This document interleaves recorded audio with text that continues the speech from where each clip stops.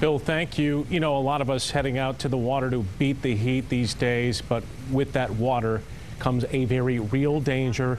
As we've been reporting, 2 West Michigan teenagers drowned in 2 inland bodies of water over the weekend.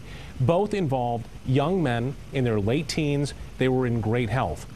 We've been telling you how about staying safe out in the water. But there is another important note to pass along, and that's to know your limitations. And joining us now for more on that, Joey Sutherland, who's Aquatics Director at East Kentwood Aquatic Center. Joey, thanks for coming in tonight. We were talking off camera about the most at-risk groups, kids 5 and under, and teenage boys. What's the age group? 14 to 34. So it actually goes... So young men, 14 to 34, in the prime of their health. Why are they most at risk?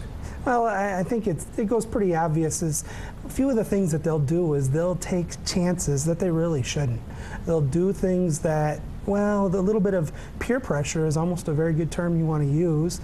And to be honest with you, there's also that status or symbolism that, hey, I can do anything any of my friends can do, or I'm going to try to be the best. Mm-hmm. Whether it's going into water that's unsafe with rip currents, which we deal with a lot here in West Michigan, or even going at a younger age, swimming in the deep water of the pool when they haven't learned how to swim yet. What kind of tips would you give a teenager? Because nobody wants to be in, I guess, in that situation. If you're with your friends and you're a teenager saying, hey guys, hold up, this might not be safe. What tips can you pass along to make sure that that message is conveyed among that peer group? And that is always a tough issue that we deal with when we have lectures with high school students. Mm-hmm. We have at East Kentwood. It's if you're not comfortable in the water, at least know how to protect yourself or have ideas on where to go.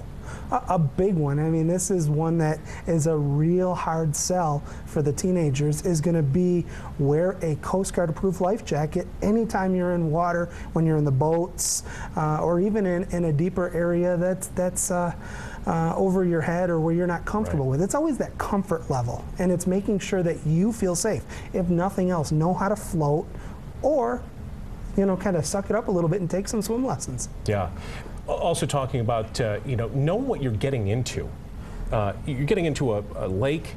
It might have a murky bottom. You don't know how deep it is. Before you jump, I guess, think, huh? Look before you leap. I mean, it's a whale's tail thing we use with the younger kids, but that's an important part.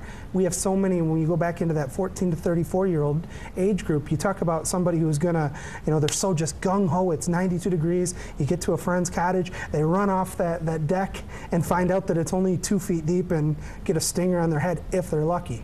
Right. If they're not, they break their neck, they're in a chair. For the rest of their life. Who knows what happens there. Staying safe this 4th, it all comes down to, I guess, understanding what you're getting into, knowing your limitations, and not, don't maybe, we talk about this when you're getting in a car sometimes with a group of kids, just step back for a second. Absolutely, and one of my favorite mottos is be proactive so you don't have to be reactive. Yeah. Know where you're going, have an idea how to protect yourself, have a few safety ideas, and at least have a concept of, it's just like with the teenagers and everything else. Just always have somebody who's properly supervising everybody else, never swim by yourself, and be smart. Exactly, and have fun, be safe. That's what summer's about. You bet. Joey Sutherland with the Red Cross. He's an instructor. He works out at East Kentwood. Joey, thanks for your time. Certainly.